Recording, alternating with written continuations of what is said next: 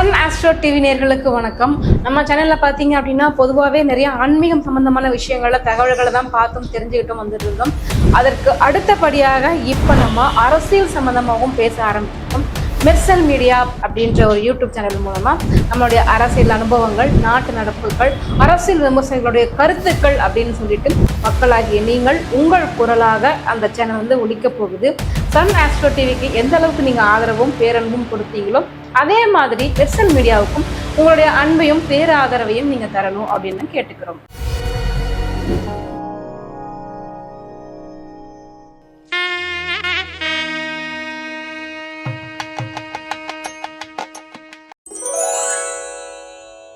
மகரம் ராசி நேயர்களே, இந்த புத்தாண்டு 2026 என்பது உங்களுக்கு நிறைய அனுபவங்களை கொடுக்கக்கூடிய வருடமா இருக்கும்.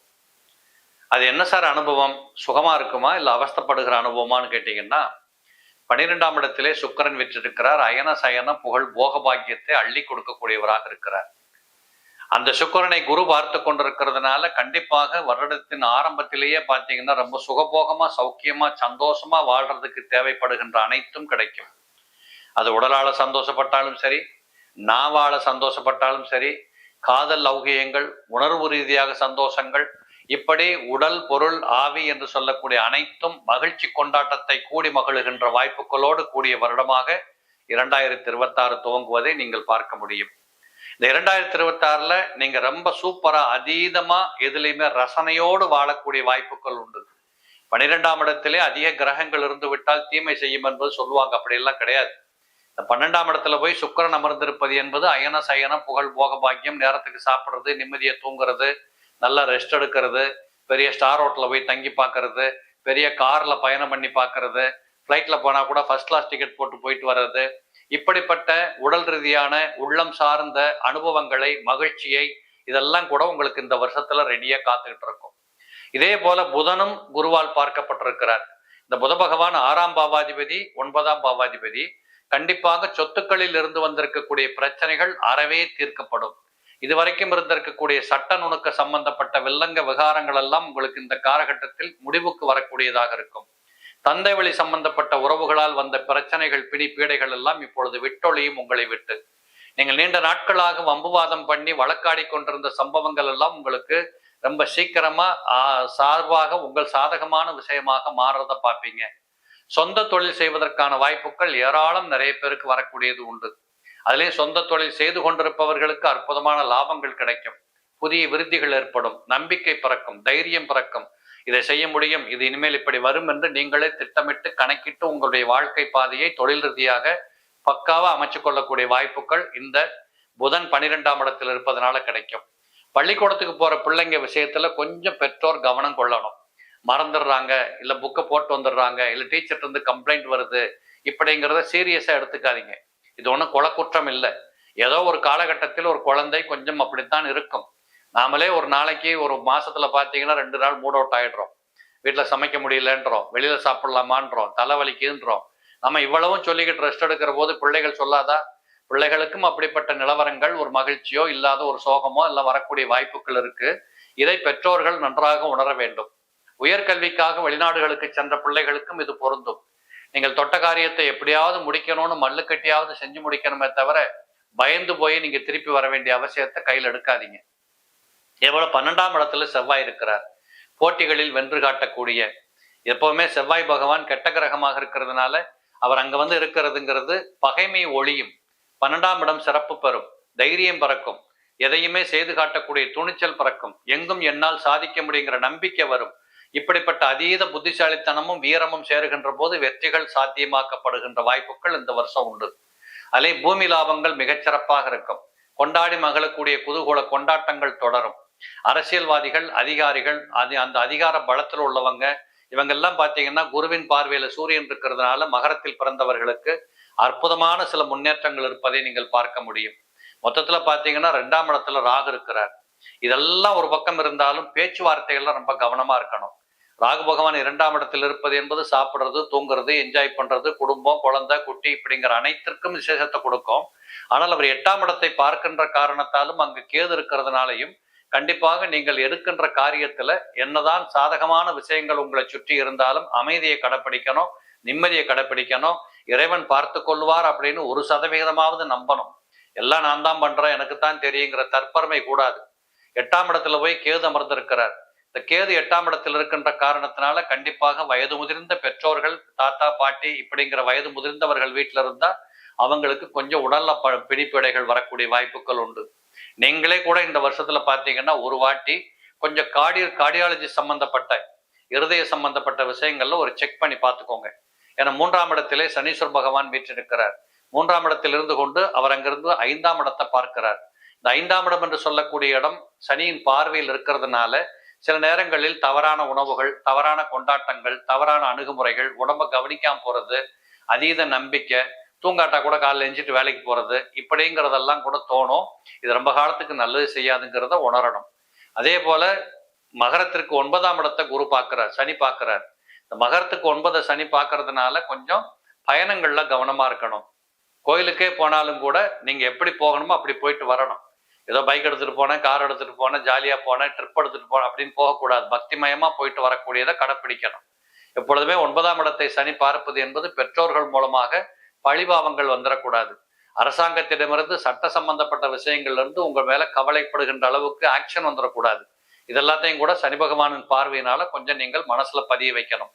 12ஆம் இடத்தையும் சனி பார்த்து கொண்டிருக்கிறார்.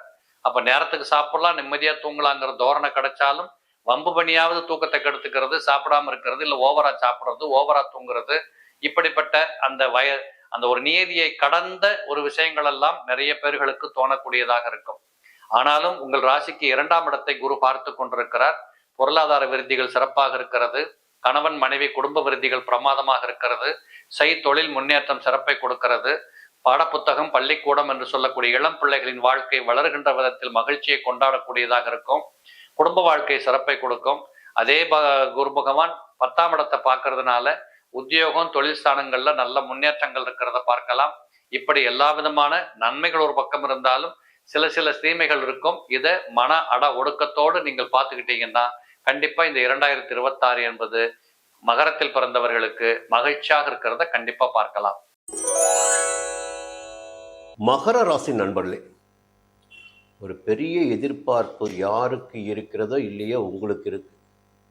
7.5 ஆண்டு காலம், 7.5 சனியுடைய காலத்தில் நிறைய வாழ்க்கையுடைய படிப்பினைகள் என்பது அதிகபட்சமாக கிடைத்திருக்கும். உங்களுடைய கர்ம வினைக்கு ஏற்ப, பூர்வ புண்ணிய பலன்களுக்கு ஏற்ப உங்களுடைய வாழ்க்கை இந்த 7.5 ஆண்டும் முன்னேற்றமாகவும் இருந்திருக்கலாம், நெருக்கடிகளையும் சந்தித்திருக்கலாம், உடல்நிலையும் பாதிப்பு உண்டாக்கியிருக்கலாம், குடும்பத்திலும் பிரச்சனைகள் ஏற்பட்டிருக்கலாம், தொழிலும் நெருக்கடி தோன்றிருக்கலாம், இல்லை சாதகமான நிலைகள் கூட சிலருக்கு ஏற்பட்டிருக்கலாம். என்னங்க 7.5 சனியின் போது சாதகமான நிலைன்னு சொல்கிறீங்களே, அப்போது உங்களுடைய பூர்வ புண்ணிய பலன் ஒன்று இருக்குல்ல, அப்போது கடந்த பிறவிகளில் நாம் நல்லதே செஞ்சிருந்தோம் வச்சுங்களேன், பெரிய அளவிற்கு பாதிப்பு இருக்காது. சரி, அதை கூட விட்டுடுவோம். திசா புத்தி சாதகமாக இருக்குது. ஏன்னா திசாநாதன் என்பவன் 50% பலன்களை கொடுக்கக்கூடியவன். அப்புறம் புத்தி இருக்குது, இது கோச்சாரம். அப்போ திசா புத்தி சாதகமாக இருந்து விட்டால் எந்த விதமான பாதிப்புகளும் நமக்கு பெரிய அளவில் பாதிக்காது. சரி, எப்படியோ பொதுவாகவே கோச்சார ரீதியாக கடந்த 7.5 ஆண்டுகளாக 7.5 சனியாக இருந்த சனி இப்பொழுது மார்ச் மாதம் 6ஆம் தேதி 3ஆம் இடமான சகாயஸ்தானத்துக்கு போகிறார். இது மிகப்பெரிய ஒரு யோகமான காலகட்டம் உங்களுக்கு. இனிமேல் தான் நடக்குன்னா இந்த சிரமங்களுக்கு எல்லாம் ஒரு தீர்வு, ஒரு முன்னேற்றம். எங்கெல்லாம் நீங்கள் அழுத்தப்பட்டீர்களோ, எங்கெல்லாம் சங்கடத்திற்கு ஆளானீர்களோ, அந்த இடங்களிலெல்லாம் நிமிர்ந்து நிற்கின்ற, உயர்ந்து நிற்கின்ற, செல்வாக்கோடு வாழ்கின்ற, உங்களுடைய அந்தஸ்து உயர்கின்ற நிலையெல்லாம் மார்ச் மாதம் 6ஆம் தேதிக்கு பிறகு ஏற்பட போகிறது. நம்ம பழக்கம் எப்படின்னா, இந்த ராசியாக இருந்தாலும் சரி, எந்த ராசியாக சரி, எந்த கிரகம் எங்கே சஞ்சரிக்கிறார்களோ அதற்குரிய பலன்களை சொல்ல வேண்டியது மட்டும்தான் நம்முடைய வேலை. தனிநபர்களுக்காக யாருக்குமே பலன் சொல்வது என்னுடைய பழக்கம் கிடையாது. அப்போ சரியாச்சுங்களா? இப்போது இந்த 3ஆம் இடத்தில் சஞ்சரிக்கின்ற சனி இருக்கார் பாருங்க, உங்களுடைய முயற்சிகளை எல்லாம் வெற்றியாக்குவார், எடுக்கின்ற காரியங்களை எல்லாம் வெற்றியாக்குவார், எல்லாவற்றையும் ஜெயமாக்குவார். தைரியத்தை கூடுதலாக கொடுப்பார் உங்களுக்கு. துணிச்சல், தன்னம்பிக்கை, தைரியம்லாம். அரசியல்வாதிகளாக இருந்தால் வச்சிங்களேன், ஒரு புதிய பதவி கூட கிடைக்கும், ஒரு பொறுப்பு கிடைக்கும், தேடி வரும். புரியுங்களா? செல்வாக்கு உயரும். அதே நேரத்தில் அவருடைய பார்வை 5ஆம் இடத்திற்கு கிடைக்குது. பூர்வ புண்ணிய ஸ்தானம், புத்திர ஸ்தானம், அந்த 5ஆம் இடம். 3ஆம் இடத்துக்கு போகிறாரு, உங்களுக்கு நன்மைகள் நடக்க போகுது. அவருடைய பார்வை 5ஆம் இடத்துக்கு. நீங்கள் எங்கே கவனமாக இருக்குன்னா, உங்களுடைய பிள்ளைகள் மீது நீங்கள் அதிகபட்சமான கவனத்தை இந்த நேரத்தில் செலுத்தியாக வேண்டும். ஏன்னா அவிழ்த்து விட்ட ஒவ்வொன்றும் பார்த்தீங்கன்னா அது பாட்டு தாறுமாறாக போய்கிட்டு இருக்கும். ஒரு கட்டுப்பாடு வேணும் இல்லைங்களா? கையில் இழுத்து பிடிக்கணும் இல்லைங்களா? உங்களுடைய வயது அனுபவம் என்பது வேறு, பிள்ளைகளுடைய அனுபவம் என்பது வேறு. வெளுத்ததெல்லாம் பால்னு நினைக்கத்திடக்கூடிய காலகட்டம் இது. இந்த சமூக சூழல் பார்த்திங்கன்னா, வாழ்க்கை நிலையை பார்த்திங்கன்னா எல்லாமே இப்போ தாறுமாறாக போய்கிட்டு இருக்கு. அப்போ பிள்ளைகளை பார்த்திங்கன்னா நீங்கள் கவனத்துடன் பார்த்துக்கணும். குழந்தை பிறப்பு, குழந்தை பாக்கியத்திற்காக காத்திருந்தவர்களுக்கும் பார்த்திங்கன்னா கொஞ்சம் தாமதமாகும். புதுசாக கல்யாணம் இருக்குது, இன்னும் பாக்கியம் இல்லைன்னு பார்த்திங்கன்னா கொஞ்சம் தாமதமாகும். அடுத்து பார்த்திங்கன்னா 9ஆம் இடம். அந்த 9ஆம் இடத்தை சனி பார்க்குறார். இந்த 9ஆம் இடம் பார்த்திங்கன்னா பாக்கியஸ்தானம் மட்டும் கிடையாது, தந்தைக்குரிய இடமும் 9ஆம் இடம் தான். 9ஆம் இடத்தில் சனி பகவான் சஞ்சரிக்கின்ற போது கூட கொஞ்சம் விட்டு வைப்பார். 9ஆம் இடத்தை பார்க்கின்ற போது முதல்ல கை வைப்பது எங்கே கை வைப்பார்னா, தந்தையை மீது உடல்நிலையில் கொஞ்சம் சங்கடத்தை ஏற்படுத்துவார். இல்லைன்னா வேற வருமானத்தை குறைப்பார். இது இல்லைன்னா அது முடிஞ்சு போச்சிங்களா? அடுத்து 12ஆம் இடம். இப்போது நீங்கள் 3ஆம் இடத்துக்கு சனி வந்துட்டார், முயற்சிகள் செய்ய போகிறீங்க, ஓடிக்கிட்டே இருக்க போகிறீங்க, உழைக்க போகிறீங்க, வருமானம் வரப்போகுது. நிம்மதியாக தூங்க முடியுமா? 12ஆம் இடத்தை சனி பார்க்குறார். அயன சயனஸ்தானங்க. அப்போ விரயம் கூட கூடுதலாக இருக்கும். ஏதாவது விரயம் ஏற்படும். வருமானம் இருக்கும், விரயம் ஏற்படும். நிம்மதியான தூக்கம் இருக்காது. இப்போ ஓடிக்கிட்டே இருக்கும்போது நமக்கும் கொஞ்சம் மருத்துவ செலவு ஏற்படும். இன்னொரு கிரகம் இருக்குது, சொல்ல தான் போகிறேன் உங்களுக்கு. ஆனால் பொதுவாக 3ஆம் இடத்திற்கு சனி சஞ்சரிப்பது என்பது உங்களுக்கு யோகத்தை உண்டாக்கும். அது நல்ல நிலைமை உங்களுக்கு. சரி, இதுக்கு மேலே பார்த்தீங்கன்னா ரொம்ப பயமுறுத்தலாம் இல்லை. உங்கள் ராசிக்கு 2ஆம் இடத்துல ராகு இருக்கார். அந்த ராகுவிற்கு பெருமளவில் இந்த ஆண்டில் பார்த்தீங்கன்னா குருவுடைய பார்வை கிடைக்க போகுது. சனிக்கும் குருவுடைய பார்வை கிடைக்க போகுது. புரியுங்களா? அது ஒரு குறிப்பிட்ட காலகட்டத்தில். ஆனால் எந்த குரு பார்வை இல்லாமல், அஸ்தமனமோ வக்கிரமோ இல்லாமல், அஷ்டமஸ்தானமான 8ஆம் இடத்தில் கேது சஞ்சரித்து கொண்டிருக்கிறார் என்பதை நீங்கள் கவனத்தில் வச்சுக்கணும். கேது 8ஆம் இடத்துல. பாப கிரகங்கள் 8ஆம் இடத்தில் சஞ்சரிக்கின்ற போது நமக்கு அதிகபட்ச சங்கடங்கள் ஏற்படும் என்பது விதி. அது உடல் ரீதியாக ஏற்படலாம், ஒழுக்க குறைபாட்டின் காரணமாக ஏற்படலாம், பொருளாதார ரீதியாக நம் பாதிப்பிற்கு ஆளாகலாம். ஏதாகிலும் ஒன்று, புரியுதுங்களா? அதை எது என்று நீங்கள் தான் முடிவு பண்ணிக்கணும். எங்கே போய் எந்த வழியில் விழுவது, இல்லை எப்படி உடம்பை பாதுகாக்கிறது, இதெல்லாம் நீங்கள் தீர்மானிச்சிக்கணும். அது உங்கள் கையில் இருக்குது. புரியுங்களா? 8ஆம் இடத்தில் கேது இருக்காரு ஆண்டு முழுவதும். நவம்பர் 13 வரையில். 3க்கு சனி போயிட்டாரு, அது ஒரு பக்கம். ஆனால் 8ஆம் இடத்துல கேது இருந்துகிட்டு இருக்காரு. கொஞ்சம் எச்சரிக்கையாக இருங்க, அனைத்திலும் கவனமாக இருங்க, நிதானமாக இருங்க. எந்த வார்த்தையும் யார் சொன்னாலும் நம்பாதீங்க. உங்களுக்கு எது சரின்னு படுதோ, இல்லை குடும்பத்தினர் உங்களுக்கு எதை சொல்கிறார்களோ அதை மட்டும் செய்யுங்க. புரியுங்களா? உங்களுக்கே தோணும் சில விஷயங்கள், அதை மட்டும் செய்யுங்க. இந்த 2ஆம் இடத்து ராகு பெருசாக பயமத்தை உண்டாக்க போகிறதில்ல. அதே நேரத்தில் மார்ச் மாதம் 17ஆம் தேதி 6ஆம் இடத்துல குரு வக்ர நிவர்த்தி ஆகிறார். இப்போ 3ஆம் இடத்துக்கு சனி போயிட்டாரு, 8ல் கேது இருக்காரு. மார்ச் 17ஆம் தேதி 6ஆம் இடத்தில் குரு வக்ர நிவர்த்தியாகி சஞ்சரிக்கிறார். இந்த 6ஆம் இடத்தில் குரு சஞ்சரிக்கின்ற போது பார்த்தீங்கன்னா தேவையில்லாத எதிர்ப்பு, தேவையில்லாத பிரச்சனை, மனசில் ஒரு குழப்பம், உடலில் பாதிப்பு, ஏதாவது ஒரு வழக்கு, இப்படியெல்லாம் ஏற்படுவதற்கு வாய்ப்புகள் இருக்கும். புரிஞ்சுக்குங்க. அதே நேரத்தில் அந்த 6ஆம் இடத்தை சஞ்சரித்தாலும் தொழிலை நல்லபடியாக கொண்டு போவார். 10ஆம் இடத்தை பார்க்குறார். குரு பார்வை 10ஆம் இடத்தை பார்க்குது. செய்து வருகின்ற தொழில் லாபமாக இருக்கும், உத்தியோகத்தில் முன்னேற்றம் இருக்கும், வேலைக்காக முயற்சி செய்து வருபவர்களுக்கு எதிர்பார்த்த வேலை கிடைக்கும், நிம்மதியான தூக்கத்தையும் கொடுத்துடுவார். இவர் 12ஆம் இடத்தையும் பார்க்குறாரு. குடும்பத்திலும் நிம்மதி இருக்கும், பண வரவு இருக்கும். 2ஆம் இடத்தையும் பார்க்குறாரு. ஆனால் ஒரு பக்கம் எதிர்ப்பு மட்டும்தான். நோய் நொடி மட்டும்தான். மீது தொழில் நல்லா இருக்கும், குடும்பம் நல்லா இருக்கும், வருமானம் நிம்மதியாக தூக்கம் வரும், இதாக இருக்கும். அதே நேரத்தில் மே மாதம் 26ஆம் தேதி சப்தமஸ்தானத்தில் உச்சமாக குரு சஞ்சரிக்கப் போகிறார். அந்த காலகட்டம் உங்களுக்கு மிகப்பெரிய யோகமான காலகட்டமாக இருக்கும். மிகப்பெரிய யோகமான காலகட்டமாக மே மாதம் 26ஆம் தேதி முதல் உங்களுக்கு மிகப்பெரிய யோகமான காலகட்டம். ராசி குரு பார்க்குறார்.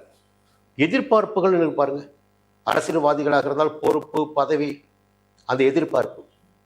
இல்லை பொது நல வாழ்க்கையில் இருப்பவர்களுக்கு ஒரு பெரிய பொறுப்பு எதிர்பார்ப்பு. ஆன்மீகத்தில் இருப்பவர்களுக்கு ஒரு எதிர்பார்ப்பு. எல்லோருடைய எதிர்பார்ப்புகளும் பூர்த்தியாகின்ற நிலை மே மாதம் 26ஆம் தேதிக்கு பிறகு ஆச்சுங்களா. அவருடைய பார்வை பார்த்தீங்கன்னா 7ஆம் பார்வை ஒரு ராசிக்கு. அதே நேரத்தில் 11ஆம் இடத்தையும் குரு பார்ப்பார். வருமானத்திற்கு குறைவு இருக்காது, செல்வாக்கு இருக்கும், அந்தஸ்து இருக்கும், தொழிலில் வருமானம் இருக்கும். 3ஆம் இடத்தையும் குரு பார்ப்பார், சனியை பார்ப்பார். இப்போ தைரியமாக செயல்படக்கூடிய நிலை இருக்கும். அதன் பிறகு அக்டோபர் மாதம் 20ஆம் தேதி உங்கள் ராசிக்கு அஷ்டமஸ்தானமான 8ஆம் இடத்தில் சஞ்சரித்து கொண்டிருக்கின்ற கேதுவுடன் இணையப் போகிறார் குரு, அஷ்டம குரு. அந்த காலகட்டத்தில் பார்த்தீங்கன்னா அப்பொழுதும் 12ஆம் இடத்தை பார்ப்பார், நிம்மதியை கொடுப்பார், சுப செலவுகளை ஏற்படுத்துவார், குடும்பத்தை பார்ப்பார், குடும்பத்தில் நிம்மதி இருக்கும். 4ஆம் இடத்தை பார்ப்பார், சந்தோஷம் இருக்கும். அப்போது இந்த ஏற்றத்தாழ்வுடன் இந்த ஆண்டு இருக்குது. பெருமளவில் உங்களுக்கு யோக பலன்கள் இருக்குது. அதே நேரத்தில் கொஞ்சம் கவனமாக நீங்கள் இருக்கணும். இந்த ஆண்டில் எப்போ 7.5 சனி விலகுகிறதோ அப்பொழுதே ஒரு நல்ல நிலைமை வருது உங்களுக்கு. அது சனி கொடுக்க போகிறார், புரியுங்களா. இந்த நேரத்தில் குருவுடைய சஞ்சாரமும் சில சஞ்சார நிலைகள் சாதகமாக இருக்குது. அதே நேரத்தில் 8ஆம் இடத்தில் இருக்கின்ற கேதுவை மனதில் வைத்துக்கொண்டு நவம்பர் 13க்கு பிறகு 7ஆம் இடத்திற்கு கேது வரப்போகிறார், ஜென்ம ராசிக்குள்ள ராகு வரப்போகிறார். அதையும் நினைவில் வைத்துக்கொண்டு கவனமாக இருங்க. இந்த ஆண்டு பெருமளவில் உங்களுக்கு யோகமான ஆண்டாகவே இருக்கும். மீண்டும் அடுத்த பதில் சந்திக்கிறேன். நன்றி, வணக்கம்.